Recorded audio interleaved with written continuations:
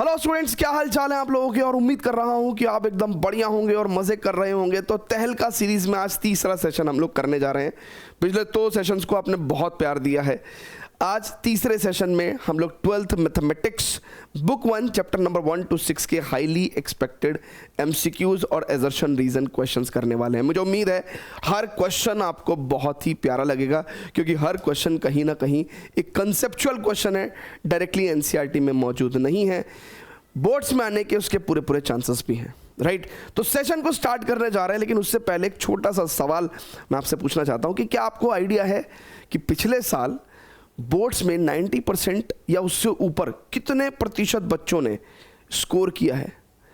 मतलब मैं ये सवाल इसलिए पूछ रहा हूँ क्योंकि आप बेवजह डरे हुए हैं कि सर मेरा हाफ ईयरली में कम था, मेरा प्री बोर्ड्स में बहुत कम। अरे तुम्हें पढ़ने ही कहाँ दिया जाता है यार। कुछ तुम खुद नहीं पढ़ते, कुछ स्कूल वाले नहीं पढ़ने देते, है ना। कभी प्रैक्टिकल, कभी वाह, कभी कॉपी जमा करो, कभी ये करना है, कभी वो करना है, कभी क्लास टेस्ट, कभी स्कूल टेस्ट, राइट है क्या भाई।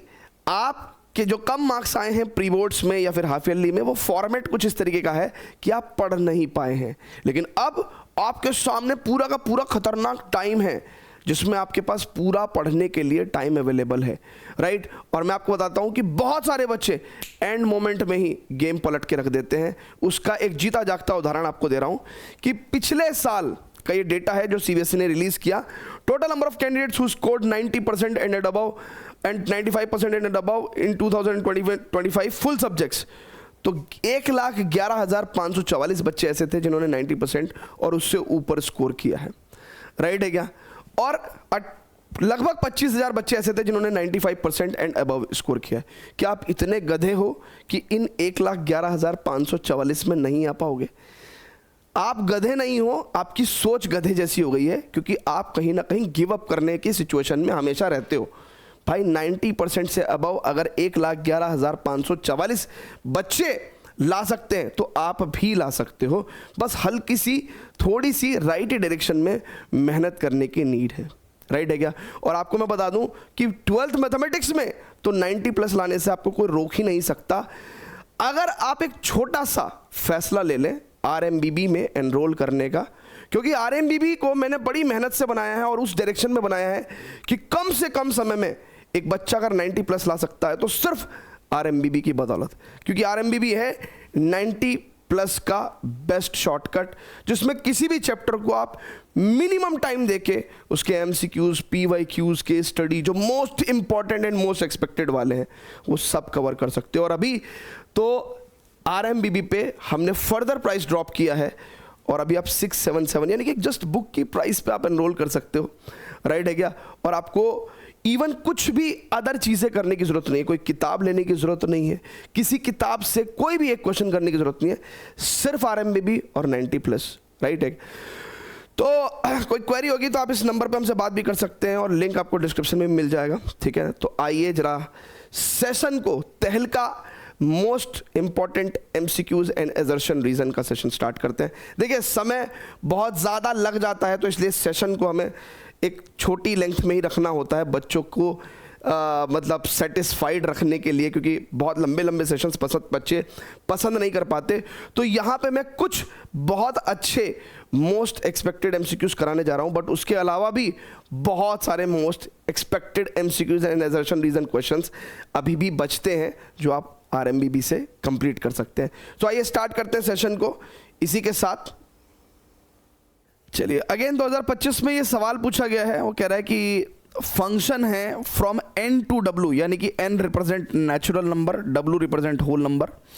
अगर अपन थोड़ा सा यहाँ पे देखेंगे भी तो natural numbers generally start from 1 2 3 4 5 6 है ना, and whole number start from the 0 0 1 2 3 4 5 6, ठीक है, राइट। अब वो कह रहा है कि भैया अगर n का वैल्यू आपका ऑड है, राइट, ऑड है, अगर n यानी कि इनपुट में अगर आप ऑड नंबर डालते हैं तो आउटपुट में हमेशा आपको 0 मिलेगा। यानी कि 1 पे भी इसकी वैल्यू 0, 3 पे भी इसकी वैल्यू 0, 5 पे भी इसकी वैल्यू 0। तो यानी मैनी वन फंक्शन तो ये हो गया। इंजेक्टिव वाले तो सारे ऑप्शंस खत्म हो जाएंगे ना, है ना, इंजेक्टिव वाले तो सारे ऑप्शंस खत्म हो जाएंगे। अब बात होती है कि भैया जब इवन इनपुट डाल रहे हो तो उसका हाफ मार्क करना, तो 2 का हाफ 1, 4 का हाफ 2, 6 का हाफ 3। तो हम देख रहे हैं कि भाई ऐसे करके तो आगे चलते हुए सारे के सारे ये जो कोडोमेन है इसके सारे एलिमेंट्स ऑक्यूपाई हो जाएंगे, है ना। तो इसका मतलब ये ऑन टू तो बैठेगा, राइट भाई। ऑन टू की डेफिनेशन यही तो कहती है ना कि कोडोमेन के सभी एलिमेंट्स के लिए, है ना, कुछ ना कुछ प्री इमेज होनी चाहिए डोमेन के अंदर, या फिर सिंपल कह सकते हैं कि कोडोमेन के सारे एलिमेंट्स ऑक्यूपाई होने चाहिए। तो आगे जब हम इसे बढ़ाएंगे तो 8 का आधा 4 आ जाएगा, 10 का आधा 5 आ जाएगा, 12 का आधा 6 आ जाएगा, तो ये सारे ऑक्यूपाई जाएंगे। तो surjective only is the correct option, है ना। So B is the correct option. Clear है क्या? आ रही है बात समझ में, है ना। बहुत ही प्यारा क्वेश्चन है भैया, बहुत ही बढ़िया। So B is the correct answer. Next चलिए, अब देखिए वो कह रहा है कि लेट ए इक्वल टू 3,5 के अंदर number of reflexive relation on set A is. So इसका एक बहुत ही प्यारा सा फॉर्मूला भी होता है ना। 2023 में क्वेश्चन पूछा, तो इस तरह के क्वेश्चन अक्सर करके वो पूछ लेते हैं कि total number of reflexive relations बता दीजिए।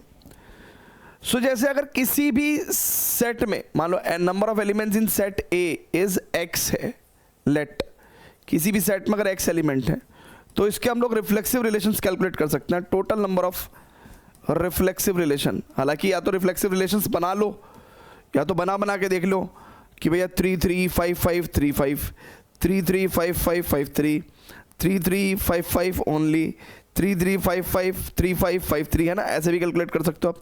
या इसका सीधा सा फॉर्मूला होता है कि total number of reflexive relation on set A is 2 की पावर जितने भी उस सेट में एलिमेंट्स हैं उसका स्क्वायर माइनस, है ना, x। तो 2 की power x square minus x।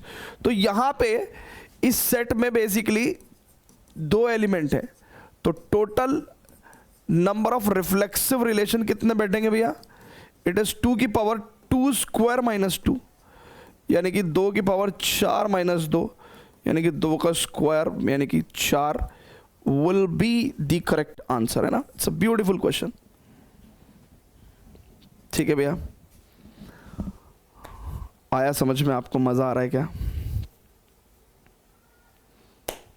समझ में आ रहा है? ठंड बढ़िया हो रही है। हर ठंड के बाद गर्मी आती है, तो आप मेहनत करते रहिए, गर्मी भी जरूर आएगी। चलेंगे आगे, चलिए। अब देखिए वो कह रहा है 2025 में सवाल पूछा गया है, कह रहा let f x equal to e power x and g x is equal to log x. F x की वैल्यू क्या है हमारे पास?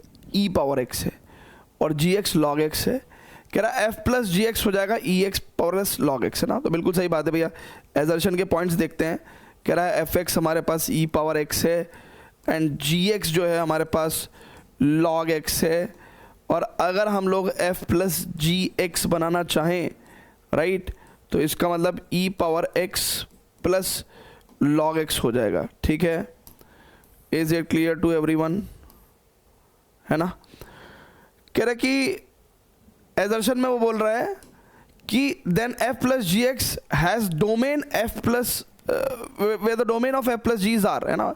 देखिए बहुत ध्यान से देखिएगा इस क्वेश्चन में ना, इस क्वेश्चन में हमने रीज़न यहीं से स्टार्ट कर दिया जबकि अगली लाइन से स्टार्ट करना था। तो इससे पहले क्वेश्चन पढ़िए, फिर से देखिए क्वेश्चन क्या कह रहा है। कह रहा है let f x is equal to e power x and g x is equal to log x, then f plus g x is equal to e power x plus log x, where domain of f plus g is R. तो वो domain क्या बता रहा है ना, domain of f plus g is all real numbers बता रहा है। ऐसा इसने एजर्शन में कहा है, एजर्शन में बोला है उसने। क्या ये बात ट्रू है क्या? ठीक है, अब देखिए ये बात ट्रू नहीं है। पूछो क्यों? ये जो फंक्शन एफ एक्स है, यानी कि f x is equal to e power x, इसकी डोमेन होती है ऑल रियल नंबर्स, है ना। इस सारे रियल नंबर्स पर डिफाइन होता है। सो डोमेन ऑफ एफ क्या है? All real numbers. जबकि ये जो फंक्शन है जी एक्स, ये सिर्फ पॉजिटिव रियल नंबर्स के लिए डिफाइन होता है ना, तो इसका ग्राफ कुछ ऐसा सा होता है. सो log x का डोमेन कितना हो जाएगा, is only positive real numbers, यानी कि वी कैन से 0 to infinity. ठीक है. अब हम कभी भी कोई दो फंक्शंस को अगर जोड़ते हैं या घटाते हैं या मल्टीप्लाई करते हैं या डिवाइड करते हैं, तो उन जो कंबाइंड फंक्शन होता है, मान लो यहाँ जोड़ दिया, तो अगर हमने जोड़ दिया तो दो फंक्शन का अगर जोड़ है और उसकी अगर हमें डोमेन निकालनी है, तो हमें उन दोनों फंक्शन का डोमेन का इंटरसेक्शन लेना चाहिए. अब कायदे में तो डोमेन ऑफ f कितना है, ऑल रियल नंबर, और डोमेन ऑफ g कितना है भैया, 0 to infinity. तो इसका आंसर तो कॉमन 0 to infinity आएगा. तो यानी कि डोमेन ऑफ f प्लस जी कितना है, 0 to infinity. ये क्या कह रहे हैं कि domain of f plus g r है, तो इनका मतलब इन्होंने तो गलत बात बोली, तो हमारा एजर्शन गलत है, एजर्शन गलत है. राइट है क्या. अब इनका रीजन पढ़ते हैं. कह रहा domain of f plus g is equal to domain of f intersection with the domain of g. Reason correct है इनका, तो इसका मतलब assertion is false but reason is true, यानी कि D is the correct answer. ठीक है. Wonderful सवाल, बहुत ही प्यारा सवाल है. ठीक है भैया, बहुत ही खूबसूरत सवाल है ये. आ रही है आपको बातें समझ में आ रही हैं? जल्दी से बताएगा. सब एकदम कुशल मंगल चल रहा है कि भैया दो फंक्शन है, एक ई पावर एक्स है, एक लॉग एक्स है, दोनों का ग्राफ हमने ड्रॉ कर दिया है. अब वो कह रहा है कि इन दोनों फंक्शन को अगर ऐड कर रहे हैं तो E power x plus log X आएगा. तो दो फंक्शन को अगर ऐड करते हैं, घटाते हैं, मल्टीप्लाई करते हैं, डिवाइड करते हैं, तो उनकी जो कंबाइंड फंक्शन की जो डोमेन होती है, मान लो अगर यहाँ ऐड कर रहे थे, तो डोमेन ऑफ एफ प्लस जी कितना होगा, एफ की डोमेन इंटरसेक्शन विद द जी की डोमेन. तो जब हमने f की डोमेन और g की डोमेन को इंटरसेक्शन लिया तो 0 to infinity आया. So domain of f plus g is 0 to infinity, not all real numbers. तो ये जो स्टेटमेंट दे रखा था इन्होंने, ये गलत दे रखा था, तो assertion is incorrect but reason is correct. ठीक है. आ रही बात समझ में? आ रही है क्या सर बात समझ में? चलेगा नेक्स्ट सवाल पे, चलेगा. नेक्स्ट सवाल पे चलते हैं.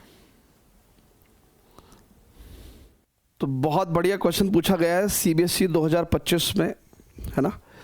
उसमें कहा है कि भाई y equal to sine inverse x है, where x is -1 to 0, then range of y बताइए. सो देखिए, अगर y equal to sine inverse x है, तो आपको पता है कि साइन इनवर्स की डोमेन होती है -1 to 1 और रेंज होती है -π/2 से +π/2. राइट है क्या. बट वो कह रहे हैं कि यार अपन ना -1 से 0 तक की ही डोमेन ले रहे हैं. राइट है क्या. सो कायदे में हमें रेंज भी थोड़ी कम मिलेगी ना, क्योंकि डोमेन भी पूरी नहीं है, तो रेंज भी कम ही मिलेगी ना. सो इसका अब हमें थोड़ा सा ना इसका आइडिया होना चाहिए. देखिए, मैंने आपको कई बार बताया है कि सिंपल साइन एक्स का ग्राफ कैसा होता है बच्चों. साइन एक्स का ग्राफ आप ऐसे मान लीजिए, this is your sine x graph. लेकिन हम लोग इसको 1 1 and 2 बनाने के लिए -π/2 से +π/2 तक ही डिफाइन करते हैं, है ना. -π/2 से +π/2 तक ही डिफाइन करते हैं. राइट है क्या. ओके. और इसका अगर मैं एक मिरर इमेज ले लूं about y equal to x line, y equal to x line के अबाउट अगर मैं मिरर इमेज ले लूं, तो इसी का जस्ट मिरर इमेज एक्चुअली हमें क्या दे देता है, ये साइन इनवर्स x का ग्राफ है, जिसमें डोमेन में आप नंबर्स डालोगे, यानी कि 0 से लेके 1 तक, और ये -1, और रेंज में आप एंगल्स डालोगे ना, π/2 से -π/2. ये मैंने एक आपको जनरल स्ट्रेटेजी बताई कि कोई भी ट्रिग्नोमेट्रिक फंक्शन है उसको अपनी प्रिंसिपल डोमेन में लेके आइए, राइट.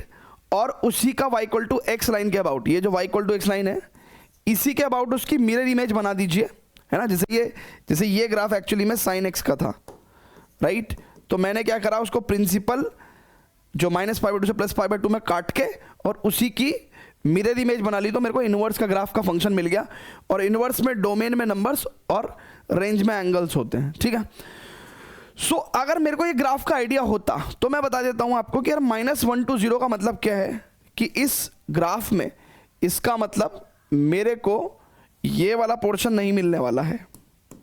-1 to 0 में मतलब है ना, उसने कहा ना -1 to 0 तक लेना है, तो इसका मतलब मेरे को ये वाला पोर्शन नहीं मिलने वाला है। तो इसका मतलब अगर ये डोमेन है तो रेंज में मेरे को क्या मिलेगा, एंगल -π/2 से 0।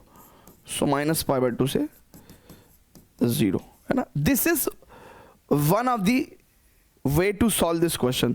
तो आंसर तो इसका ही आ जाएगा ना।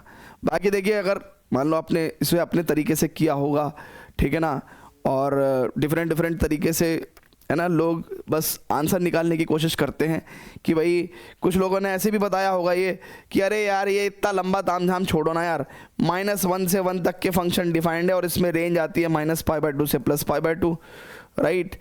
अब क्योंकि हम ले ही रहे हैं -1 से 0 तक, ठीक है, मतलब अगर हम लोग -1 से 0 तक ले रहे हैं तो हमें भी -π/2 से 0 तक ही रेंज मिलेगी। तो ये आंसर ये हो गया। एक तरीका ये भी हो सकता है, एक तरीका ये भी हो सकता है कि भैया साइन इनवर्स x की जो रेंज है वो -π/2 से +π/2 में है।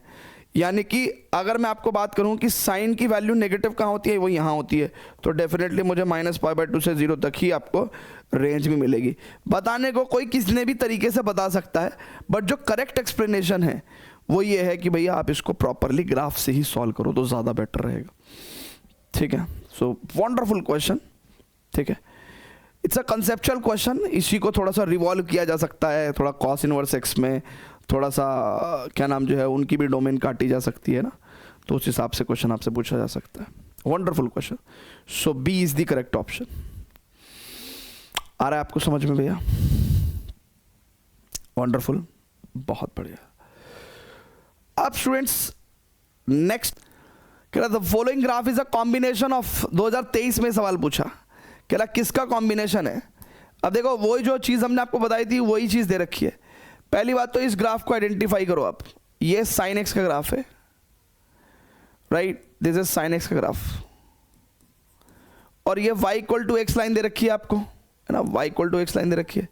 इसके अबाउट मिरर इमेज ले रखी है, तो डेफिनेटली ये किसका ग्राफ होगा, साइन इनवर्स x का ग्राफ होगा, है ना, क्योंकि इसी की मिरर इमेज, इस ग्राफ की mirror image y = x line के अबाउट ले रखी है। तो sine and sine inverse x, C option will be the correct option, ठीक है। तो ग्राफ वाले तो मुझे लगता है कि किसी भी क्वेश्चन में आपको प्रॉब्लम नहीं आ रही होगी ना। ये चैप्टर वैसे तो 3 मार्क्स का है ना, 2-3 मार्क्स का चैप्टर है ना। 3 मार्क्स में पूछ लेते हैं, रिलेशन फंक्शन 5 मार्क्स में पूछ लेते हैं। तो जनरली उसमें graph, assertion, reason, 1 marker questions ठीक ठाक पूछ ले रहे हैं, ठीक है। ओके, अगला सवाल क्या कहता है, एशियन पेंट्स की तरह, क्योंकि हर घर कुछ कहता है। कह रहा था range of the function F x is equal to 2 sin inverse x plus 3π/2 for x belongs to -1 to 1 is this. देखिए रेंज चेक करते हैं ना, एजर्शन देखते हैं अपन क्या है भैया। एजर्शन फंक्शन क्या है हमारे पास, it's 2 sin inverse x plus 3π/2। अच्छा, for x belongs to -1 to 1 है ना। अगर x की वैल्यू -1 से 1 के बिलोंग कर रही है तो साइन इनवर्स x क्या होगा भैया, ये भी -π/2 से +π/2 में बिलोंग करेगा। और अगर मैं 2 sin इनवर्स x का आइडिया निकालना चाहूं तो 2 से ऑल साइड्स मल्टीप्लाई कर देंगे तो 2 sin inverse x will be -π to +π, और प्लस अगर 3π/2 ऐड करना चाहें ऑल दी साइड्स, तो बच्चों देखो 2 sin x प्लस 3π/2 क्या है हमारे पास, एक्चुअली में हमारा फंक्शन है। और फंक्शन है ना, ये तो एक्चुअली में फंक्शन है ना हमारा, तो फंक्शन की मैक्सिमम वैल्यू 5π/2 और 3π - 2π यानी कि ये π/2। So minimum value π/2 and maximum value 5π/2। तो रेंज हमारी क्या हो गई, π/2 से 5π/2। सो एजर्शन बिल्कुल करेक्ट ऑप्शन है मेरे भाई। राइट। नाउ कह रहा था range of the principal value branch of sine inverse x is 0 to pi. अब देखो साइन इनवर्स एक्स की रेंज गलत दे दी उन्होंने 0 to पाई, जबकि होती कितनी है, साइन इनवर्स एक्स की रेंज होती है -π/2 से +π/2। सो भाई साहब range is incorrect option, range is incorrect. तो assertion is true but reason is false, ठीक है। So C must be the correct option, ठीक है भाई। क्लियर है क्या? जल्दी से बताएगा प्लीज। आ रही है सर बात समझ में? हो रहे हैं भैया आपसे एमसीक्यूज हो रहे हैं, दर्शन रीजंस हो रहे हैं, ठीक है। राइट है क्या? क्वेश्चन पूछा है भैया सीबीएसई 2025 में कि if A matrix is this and it's a scalar matrix, तो ये मैट्रिक्स कैसी है भैया? एक स्केलर मैट्रिक्स है। कह रहा देन वाई की पावर एक्स बताइए क्या वैल्यू होगा। अब देखिए स्केलर मैट्रिक्स की डेफिनेशन जिसको पता है, तो नॉन डायगोनल एलिमेंट्स तो जीरो होंगे, यानी कि एक्स की वैल्यू तो जीरो हो जाएगी, और डायगोनल एलिमेंट्स सारे के सारे इक्वल होते हैं, तो y की वैल्यू आपकी 7 हो जाएगी। तो अगर आपसे y पावर x पूछा गया है तो y की वैल्यू 7 और x की वैल्यू 0, तो ये 7 पावर 0 1 हो जाएगा, ठीक है। प्रीटी इजी क्वेश्चन है ना, राइट। बट थोड़ा डिफरेंट टाइप का था तो इसलिए हमने इंपॉर्टेंट में कंसिडर किया। और ये ना एक डायरेक्शन है सोचने की, कल को यहाँ पे स्केलर की जगह आपको लेट्स से कुछ और मैट्रिक्स का, डायगोनल मैट्रिक्स का आइडिया दे सकता है, राइट है क्या? मान लो अगर ये डायगोनल मैट्रिक्स भी होती तो y की किसी भी वैल्यू के लिए x तो 0 ही होना था, तो भी पावर 0 लेके 1 ही आता आंसर, राइट है क्या? एक्सेप्ट कि y की वैल्यू 0 नहीं होनी चाहिए, क्योंकि 0 पावर 0 फिर नॉट डिफाइंड हो जाएगा, है ना, इनडिटरमिनेट फॉर्म्स में चला जाएगा वो। आहा, ये सवाल बहुत फुद्दू सवाल है, बट इसमें डेटा इतना सारा गिवन है ना कि बच्चा एकदम से कंफ्यूज हो जाता है, क्योंकि बच्चे की एक टेंडेंसी होती है कि वो ज़्यादा बड़ा सवाल देख ले तो एकदम डर जाता है। बट मैथ्स में उल्टा होता है, ज़्यादा बड़ा सवाल देख रहे हो तो समझ लो आसान है, एंड इसीलिए जितने भी केस स्टडी क्वेश्चंस हैं रिलेटिवली सारे ही आसान होते हैं, क्योंकि ज़्यादा डेटा मतलब उसने ज़्यादा बोल दिया है, और जब ज़्यादा बोल दिया है तो कुछ सीक्रेट बचा नहीं है। समझ रहे हो क्या? जैसे हम लोग किसी के आगे भी ज़्यादा बोल देते हैं, तो यानी कि इसका मतलब हमने उसे अपनी सारी ही बात बता दी, राइट है क्या? तो इसलिए थोड़ा कम बोलना चाहिए, जिससे कि हमारे सीक्रेट्स रिमेन सीक्रेट। कह रहा 4 फ्रेंड्स अभय, बीना, छाया एंड देवेश, यानी कि ABCD सिंपल है ना, 4 फ्रेंड्स हैं ABCD, were asked to simplify this expression, तो उनको ये एक्सप्रेशन सिंप्लीफाई करने को बोला गया। ये क्या एक्सप्रेशन है भैया? इट्स 4AB + 3AB + BA और -4BA, ठीक है। कह रहा where A and B are both the matrices of the same order 2x2, यानी कि A और B दोनों ही स्क्वायर मैट्रिक्स हैं 2x2 ऑर्डर की, और A और B दोनों ही आइडेंटिटी मैट्रिक्स नहीं है, और AB का प्रोडक्ट भी आइडेंटिटी मैट्रिक्स नहीं है। A inverse is not equal to B का मतलब क्या है कि बेसिकली AB या फिर BA, राइट, ये भी आइडेंटिटी मैट्रिक्स के इक्वल नहीं है। कह रहा बताइए कि their answer are given as, तो अभय ने ये आंसर दिया, बीना ने ये आंसर दिया, छाया ने ये आंसर दिया, देवेश ने ये आंसर दिया, कौन सा आंसर करेक्ट है? तो सिंपली भी अगर हम इस एक्सप्रेशन को थोड़ा भी सिंप्लीफाई करने की कोशिश करेंगे, 3AB राइट + 3BA और माइनस का 4BA। अब देखिए ये AB और AB एक जैसी क्वांटिटी है तो ये ऐड हो जाएंगी, 7AB हो जाएगा, और 3BA में से 4BA घटाओगे तो माइनस का BA बचेगा, यानी कि 7AB - BA ही करेक्ट आंसर है, यानी कि बीना ने सही आंसर दिया है। तो which answered, who answered it correctly? Beena ने सही आंसर दिया, बाकी सब गलत है ना।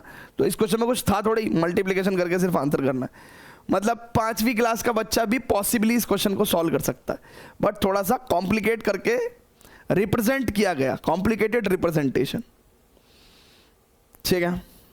बढ़िया क्वेश्चन है भैया, सो B is the correct answer, ठीक है। चलें अगले सवाल पे, जल्दी से बताइएगा प्लीज। चलिए 2024 में ये सवाल पूछा, बढ़िया सवाल है भैया। कह रहा है find the matrix A square. A square matrix आपको फाइंड आउट करनी है।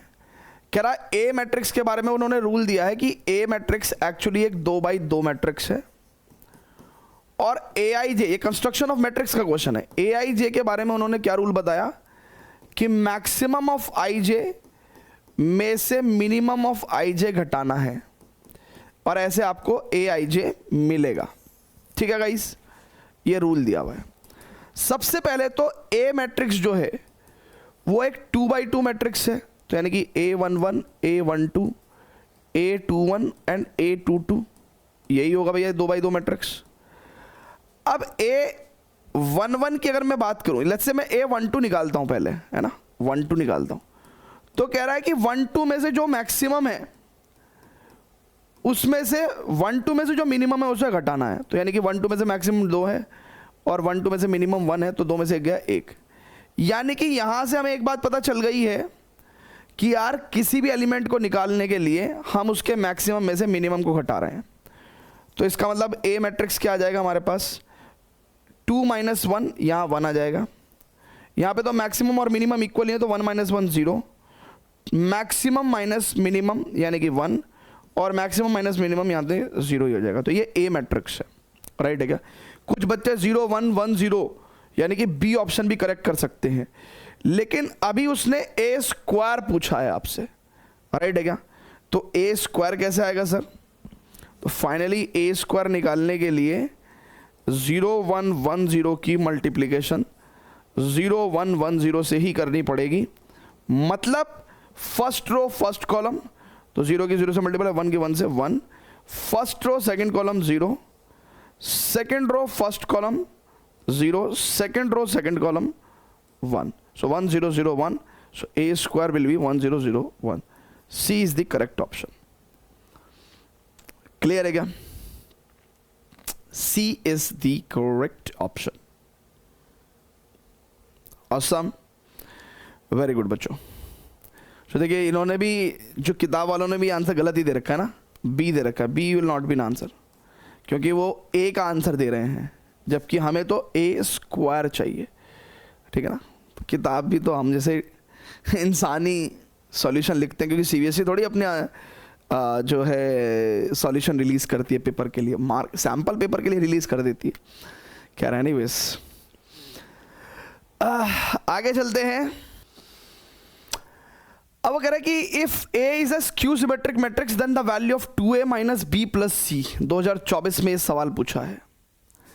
अब देखिए इस तरह के सवाल में बच्चे क्या करते हैं, एक स्क्यू सिमेट्रिक है तो ए ट्रांसपोज बराबर नेगेटिव ए करेंगे, देन कंपेयर करेंगे, देन वैल्यूज फाइंड आउट करेंगे, ठीक है, और फिर उसको एक्सप्रेशन में रखेंगे। जबकि अपन सीधा शॉर्टकट से कर सकते हैं इस क्वेश्चन को। पहली बात, स्क्यू सिमेट्रिक मैट्रिक्स के सारे जो डायगोनल एलिमेंट्स हैं वो 0 होते हैं, तो इसका मतलब ए का वैल्यू 0 होगा, राइट, ए का वैल्यू 0 होगा, तो ए तो हमारे पास 0 ही आ गया। स्क्यू सिमेट्रिक मैट्रिक्स के जो डायगोनल एलिमेंट्स हैं वो सारे के सारे 0 होते हैं ना, diagonal elements of skew symmetric matrix is always 0। अच्छा, अब स्क्यू सिमेट्रिक मैट्रिक्स में ये एलिमेंट इसके नेगेटिव के इक्वल होता है, यानी कि बी जो है वो -c के इक्वल होगा। ये एलिमेंट इसके नेगेटिव के इक्वल होता है, तो 1 एक्चुअली इसके नेगेटिव के इक्वल होगा, और ये एलिमेंट इसके नेगेटिव के इक्वल होता है। सो बेसिकली -5 -5 के इक्वल होगा। अब मेरी बात समझ में आ रही है?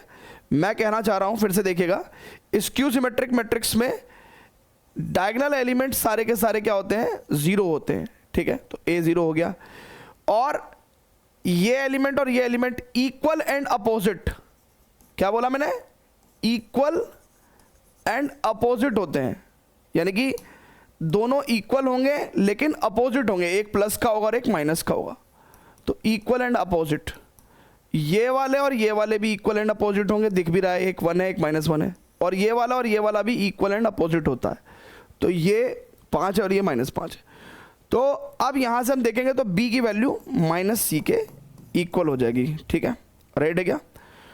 सो ऐसा क्यों, रीजन इसका पीछे कि भैया aij और aj इक्वल भी होते हैं और एक दूसरे के अपोजिट होते हैं, ठीक है।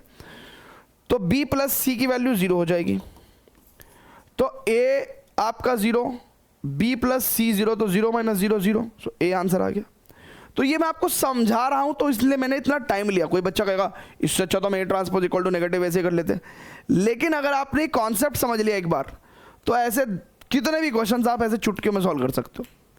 तो कॉन्सेप्ट समझाने में तो टाइम लगेगा ही ना बाबा, ठीक है। बाकी अगर आपको A transpose equal to minus A से इक्वल करके और कंपेयर करके अगर सॉल्व करना है तो आप कर लीजिए, ऑल योर चॉइस, ठीक है। बढ़िया सवाल है भैया, तो ए इज द करेक्ट आंसर। चलेगा नेक्स्ट सवाल पे चलेगा। सभी प्राणियों को क्लियर है? जल्दी जल्दी बता दीजिए भैया। चलिए, तो सीबीएसई 2025 में ये सवाल पूछा गया है, कह रहा है कि if determinant this equal to -57 the product of possible values of x, यानी कि इस डिटरमिनेंट को हम सॉल्व करेंगे, उससे हमें कुछ x की सर्टेन वैल्यूज मिलेंगी। एक वैल्यू भी मिल सकती है, दो वैल्यू भी मिल सकती है, उनकी प्रोडक्ट क्या होगी ये हमें बताना है। क्वेश्चन आसान है, बट क्योंकि एनसीईआरटी में ऐसा क्वेश्चन नहीं है तो बच्चा कंफ्यूज हो सकता है कि यार ये क्वेश्चन कैसे सॉल्व होगा। तो आइए देखते हैं। पहली बात तो हम इसको थर्ड रो या फिर फर्स्ट कॉलम के हिसाब से एक्सपेंड कर सकते हैं। तो मैं थर्ड रो के हिसाब से एक्सपेंड कर रहा हूँ क्योंकि मुझे यहाँ पे क्लियर टर्म्स दिख रही हैं। तो मैं एक तरीके से प्लस माइनस प्लस है ना, एलिमेंट से साइन करके, तो जीरो इंटू एनीथिंग तो जीरो ही हो जाएगा, फिर -3 और ये रो ये column delete, so -1 into 1 -1 -1 into 4 right, फिर plus 3x and -1 into x -x -2, ठीक है। This is equal to minus का 57, ठीक है भैया। तो ये माइनस का 5 और इंटू -3 तो +15 हो जाएगा, और it is -3x², it is -6x -57। सो एक तरह से -3x² -6x, और ये 57 इधर आएगा तो 57 + 15, 7 5 12 का 2 का 5 1 6 7 72। सो इट इज 72 प्लस का हो जाएगा। अगर एक नेगेटिव कॉमन लेके उधर साइड भेज दें तो 3x² + 6x -72। इनफैक्ट मुझे तो -3 कॉमन ले लाना चाहिए, है ना। तो x² + 2x, और इट इज माइनस का 3 दूनी 6 3 चौक 12। सो ये क्वाड्रेटिक मुझे सॉल्व करनी है सर। तो x² + 2x -24 कैसे सॉल्व करेंगे? 6 चौक 24, तो x², भाई देखिए दिस इंटू दिस अगर जीरो है तो ये तो जीरो हो नहीं सकता, तो यही जीरो होगा। तो x² + 6x -4x -24 is equal to 0। सो अगर इसकी बात करेंगे तो इट इज x + 6, और यहाँ -4 कॉमन लेंगे तो इट इज x + 6 राइट। तो फाइनली मेरे पास क्या हो जाएगा भैया, जरा बहुत ध्यान से देखेंगे, x + 6 into x -4 equal to 0। So x की वैल्यू या तो मेरे पास 4 आ जाएगी या -6 आ जाएगी। So these are the possible values of x। अब इसी की प्रोडक्ट कितनी हो जाएगी? -24। So A is the correct answer. Clear है क्या? आसान सवाल है, जल्दी से बताएगा, ठीक है बच्चों। चलिए, तो नोट करना है जिसको तो नोट कर सकते हैं, ठीक है। फालतू का स्टेप हटा देते हैं यहाँ पे से, ठीक है। ऑप्शन सवाल देखते हैं, कह रहा है कि let P be a skew symmetric matrix of order 3 if determinant of P is equal to alpha then 2025 की पावर अल्फा। इस तरह के क्वेश्चन जेई में बड़े पॉपुलर हैं कि जिस साल में वो क्वेश्चन आता है उस साल की डिजिट को इंक्लूड करना। सो खैर ऐसे क्वेश्चन बड़े आसान होते हैं, तो ये क्वेश्चन भी बहुत आसान है। कह रहा है let P be a skew symmetric matrix, अब P एक skew symmetric matrix of odd order, ठीक है। तो यहाँ पे एक प्रॉपर्टी काम आती है हमारे कि जो स्क्यू सिमेट्रिक मैट्रिक्स होती है ना बच्चों, स्क्यू सिमेट्रिक मैट्रिक्स वो भी ऑड ऑर्डर की है ना। हम क्या बोल रहे हैं? Skew symmetric matrix of odd order, skew symmetric matrix of odd order, उसका जो डिटरमिनेंट है राइट, डिटरमिनेंट यानी कि कोई भी स्क्यू सिमेट्रिक मैट्रिक्स है उसका ऑर्डर अगर 3 है 5 है, ठीक है, तो ऑड ऑर्डर की बात कर रहा हूं मैं, तो कह रहा है कि उसका डिटरमिनेंट कितना हो जाएगा भैया? 0 होता है ऑलवेज। तो यहां पे P एक स्क्यू सिमेट्रिक मैट्रिक्स थी ऑड ऑर्डर की, तो इट इंप्लाइज जो डिटरमिनेंट ऑफ P है वो अल्फा दे रखा है लेकिन उसकी वैल्यू कितनी होनी चाहिए, 0। क्यों? क्योंकि determinant of skew symmetric matrixes of odd order is 0। ठीक है, फिर से देखेंगे मैं क्या कहना चाह रहा हूं कि कोई भी स्क्यू सिमेट्रिक मैट्रिक्स है ऑड ऑर्डर की, 3 ऑर्डर हुआ, 5 ऑर्डर हुआ, तो ऐसे ऑड ऑर्डर की स्क्यू सिमेट्रिक मैट्रिक्स का डिटरमिनेंट 0 होता है। ठीक है ना, डिटरमिनेंट ऑफ, ठीक है, यहाँ पे लिख भी दे रहा हूं मैं, है ना, कभी कोई बच्चा ये भूल जाए कि ये एक्चुअली डिटरमिनेंट का साइन है। तो determinant of skew symmetric matrix of odd order is 0। तो इसका मतलब P भी एक क्या है, skew symmetric matrix of order 3 है, तो इसका मतलब उसका डिटरमिनेंट भी 0 होना है, यानी कि अल्फा की वैल्यू 0 हो जाएगी। अब 2025 की पावर अगर अल्फा पूछा भी गया है तो इट मीन्स 2025 की पावर हमें 0 करनी है, राइट। और 2025 की पावर 0 कितना हो जाएगा, 1। So 1 will be the correct answer, B is the correct answer. ठीक है भैया, राइट है क्या? जल्दी से बताइएगा प्लीज। वेरी गुड बच्चों, अब आगे फर्दर देखते हैं, नेक्स्ट क्वेश्चन पे चलेंगे, है ना। So B is the correct answer. समझ में आया आपको? ठीक है, चलिए।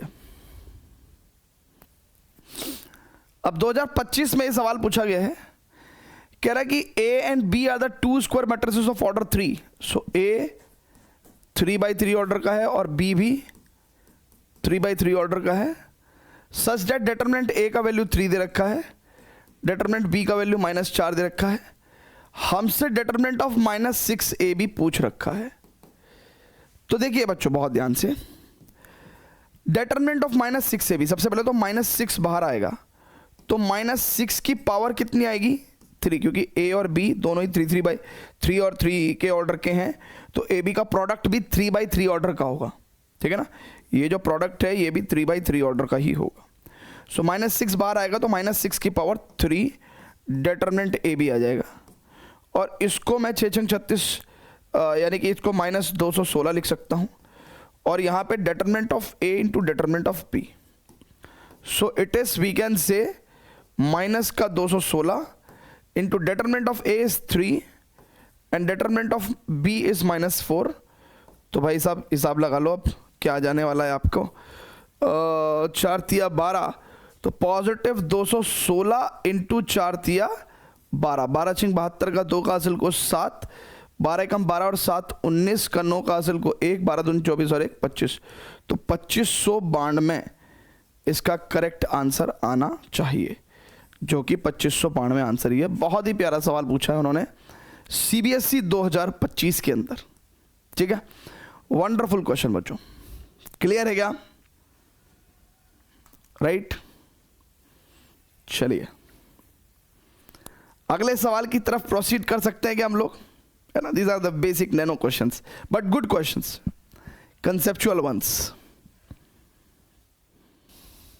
2025 में सवाल है, कह रहा है A और B इन्वर्टिबल मैट्रिसेस हैं, then which of the following is not correct. अब देखिए वर्ड पे फोकस करना है आपको कि which of the following is not correct, correct नहीं है ये बताना है आपको। ठीक है, which of the following is not correct, कैसे बताओगे, कैसे बताओगे? अब आ जाओ जरा बता देते हैं।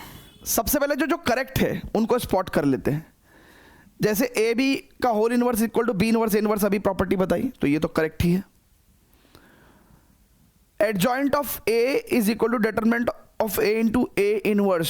सो देखो इसको अगर मैं देखूं और पोस्ट मल्टीप्लाई ए से करूं, है ना, जरा बहुत ध्यान से देखिएगा, एडजॉइंट ऑफ ए तो ये है ही, और अगर मैं पोस्ट मल्टीप्लाई ए से करूं तो डिटरमिनेंट ऑफ ए इनवर्स और ये ए, तो A inverse into A identity matrix देगा, और ये भी एक एडजॉइंट की प्रॉपर्टी होती है, राइट।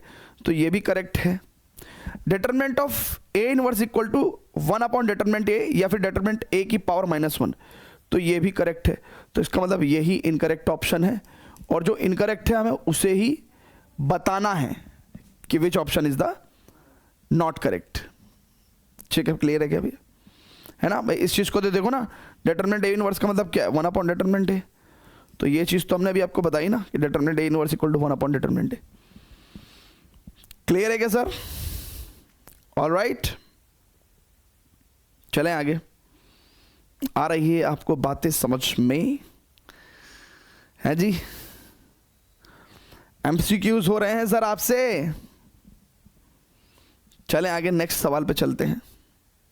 इसमें वो कह रहा है कि if y is equal to a cos log x b sin log x x square y2 plus x y1 की वैल्यू क्या होगी? अब ये y2 एक्चुअली आपको पता है सेकंड ऑर्डर डेरिवेटिव है और y1 भी फर्स्ट ऑर्डर डेरिवेटिव है। सबसे पहले हम y1 देखते हैं, y1 क्या होगा। So a as it is cos log x कितना होगा? माइनस sin log x, ठीक है, इनटू log x का डिफरेंशियल 1/x, ठीक है सर, ऐसा ही होगा क्या सर? राइट फिर plus b sin log x का cos log x into log x का डिफरेंशियल 1/x। आप एलसीएम लेके उसे उधर साइड भी भेज सकते हो, आप एलसीएम लेके उधर साइड भी भेज सकते हो ना। तो एलसीएम लिया हमने और इसको xy1 बराबर it is minus a sin log x, ठीक है, और it is plus b cos log x, ठीक है। अब एक बार और डिफरेंशिएट कर दें क्योंकि हमें y2 की भी जरूरत है ना, y2 की भी जरूरत है।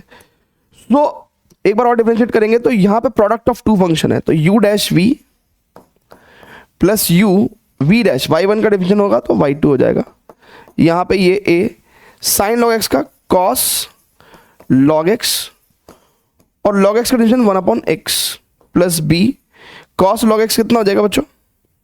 cos log x का differential minus sin log x, right, और log x का डिफरेंशियल 1/x, ठीक है।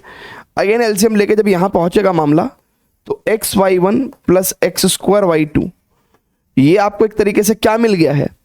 अगर आप यहां से नेगेटिव कॉमन लोगे तो a cos log x, right, plus b sin log x। अब मैं ये कहना चाह रहा हूं कि इस क्वांटिटी को आप पहचान पा रहे हो, ये क्या क्वांटिटी है? ये क्वांटिटी एग्जैक्टली y है, तो हमारे पास xy1 plus x square y2 की वैल्यू माइनस y हो जाएगी। C is the correct answer. Clear है क्या?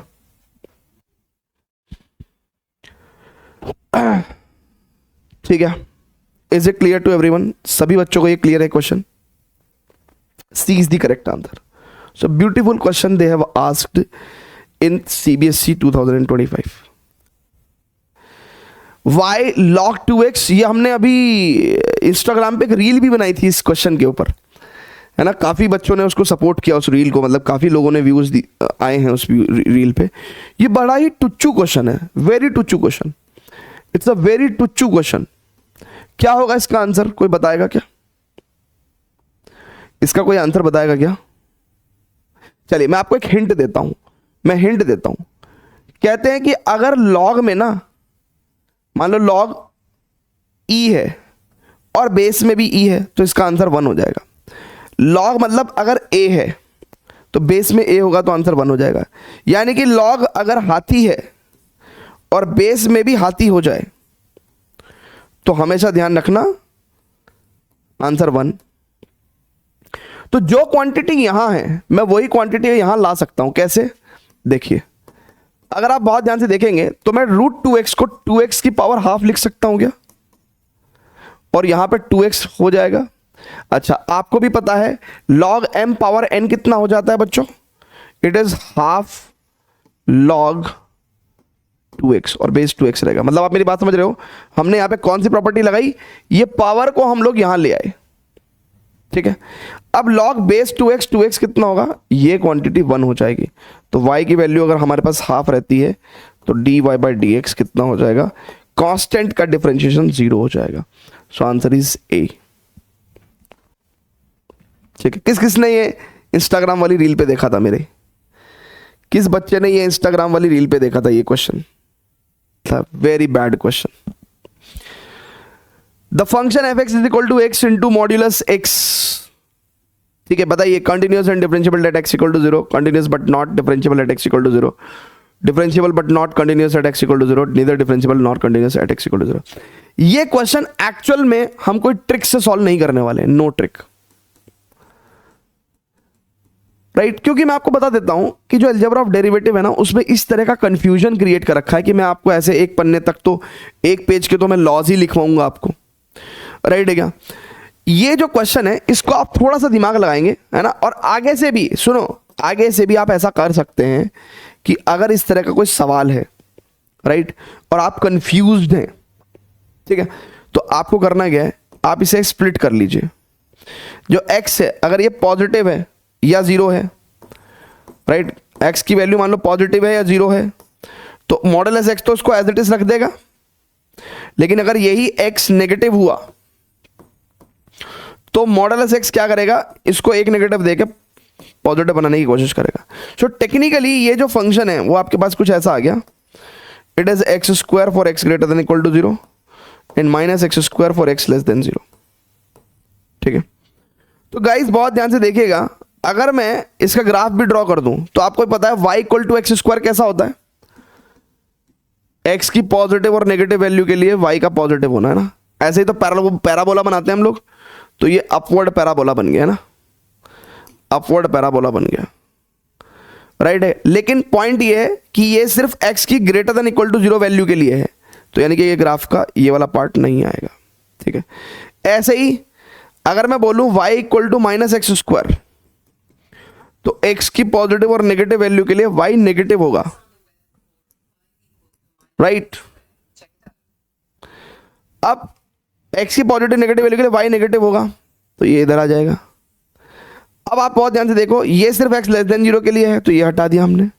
अब आपको साफ दिख रहा है बच्चों क्या, कि ये ग्राफ कंटिन्यूअस भी है और स्मूथ भी है, कंटिन्यूअस भी है और स्मूथ भी है। तो definitely at x equal to zero ये डिफरेंशिएबल होगा, कंटिन्यूअस भी होगा और डिफरेंशिएबल भी होगा। A is the correct answer. आप कहोगे सर आपने पिछले क्वेश्चन में तो वो ऐसे करवा दिया था ना कि derivative plus non derivative, non derivative. हाँ, ये मैं प्लस माइनस में बोल सकता हूँ, लेकिन अगर कभी जिंदगी में आप मेरे से बोलोगे डेरिवेटिव इनटू नॉन डेरिवेटिव, तो ये चेक करना पड़ता है, चेक करना पड़ता है, राइट है। इसके लिए कोई ऐसा हार्ड एंड फास्ट रूल नहीं है, आप मेरी बात समझ रहे हो।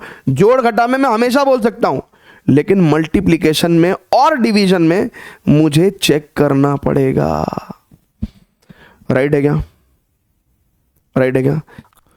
The very first question they have asked in CBSE 2025, कह रहा है एक सिलेंड्रिकल टैंक है, रेडियस उसकी 10 सेंटीमीटर है। सिलेंड्रिकल टैंक, रेडियस 10 सेंटीमीटर, कह रहा है इसको शुगर से भरा जा रहा है ना, चीनी भर रहे हैं इसके अंदर, चीनी भर रहे हैं। किस रेट से भर रहे हैं, 100 सेंटीमीटर क्यूब पर सेकेंड, ठीक है। The rate at which the height of the sugar, मान लो चीनी की हाइट h है ये, अब जिस हिसाब से भर रहे हैं चीनी, तो चीनी की तो हाइट बढ़ेगी, तो h तो वेरिएबल है। कह रहा the rate at which the height of the sugar inside the tank is increasing at which rate, यानी कि dh बाई dt अपन से पूछा है। अच्छा, चीनी जिस रफ्तार से या रेट से गिर रही है, उसी रफ्तार से चीनी का वॉल्यूम बढ़ेगा, और चीनी एक्चुअली में सिलेंड्रिकल टैंक है तो सिलेंडर की शेप को ले लेगा। तो वॉल्यूम ऑफ द शुगर अगर मैं बताऊं तो it will be pi r square h, यानी कि पाई आर की वैल्यू है 10 स्क्वायर एच, ठीक है। अब ये वॉल्यूम ऑफ द शुगर है, ठीक है ना। अच्छा, मैं dv ओवर dt करूंगा तो 100 pi into dh by dt, और dv बाई dt की वैल्यू मेरे को कितनी दे रखी है, 100 पाई सेंटीमीटर क्यूब पर सेकेंड,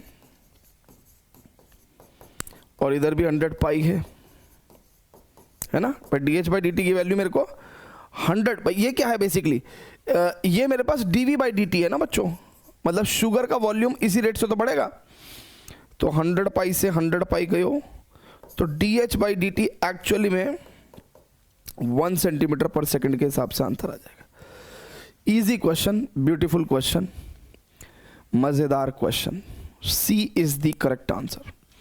सभी प्राणियों का यही आंसर आया भैया। सभी प्राणियों का यही आंसर आया।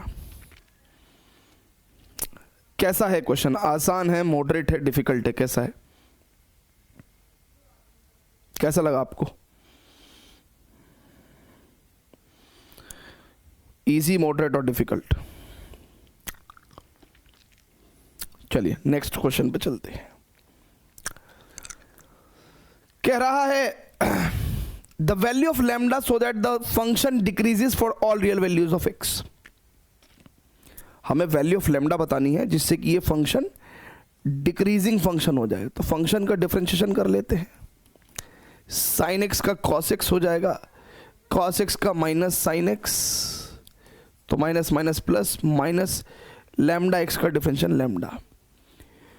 अब वो कह रहा है कि फंक्शन डिक्रीजिंग हो, डिक्रीजिंग के लिए this value should be less than equal to 0, right है क्या? So we can say lambda must be, lambda की वैल्यू ग्रेटर देन और इक्वल टू क्या होनी चाहिए? Sine x plus cos x. अब अगर आप क्लास रेगुलर आते हैं तो हमने आपको एक बात बताई थी कि a sine x plus b cos x जिंदगी में हमेशा, देखिए एंगल सेम होने चाहिए, कॉफिशिएंट अलग हो सकते हैं, एंगल सेम होने चाहिए। तो a sine x plus b cos X की वैल्यू हमेशा less than equal to a square plus b square रहेगी and greater than equal to minus under root a square plus b square. मतलब ये a sine x plus b cos X का ये maximum value होगा और ये minimum value. तो इस हिसाब से तो sine x plus cos X का मैक्सिमम वैल्यू √2 रहेगा और मिनिमम वैल्यू माइनस √2 रहेगा। तो लैम्डा जो है वो sine x plus cos x से बड़ा है और sine x plus cos x minus √2 से प्लस √2 में वैल्यू बिलोंग करते हैं और लैम्डा इससे बड़ा होना है। तो इसका मतलब अगर कोई क्वांटिटी माइनस √2 से प्लस √2 में बिलोंग कर रही है तो लैम्डा यहाँ से शुरू होगा। तो यानी कि lambda should be greater than equal to √2। C is the correct answer, है ना? कैसा क्वेश्चन है भैया? अच्छा क्वेश्चन है, मुझे अच्छा लगा। इसको हम आसान नहीं कह सकते उन बच्चों के लिए जो रेगुलर नहीं आते हैं क्लास में, और खासकर जिन्हें ये वाला फॉर्मूला नहीं पता है। ये फॉर्मूला या आइडेंटिटी या प्रॉपर्टी जिनको नहीं पता है उनके लिए ये क्वेश्चन थोड़ा सा टफम है, ठीक है? जल्दी से बता दीजिए, आ रही हैं आपको बातें समझ में? अब it's a beautiful question asked in 2025।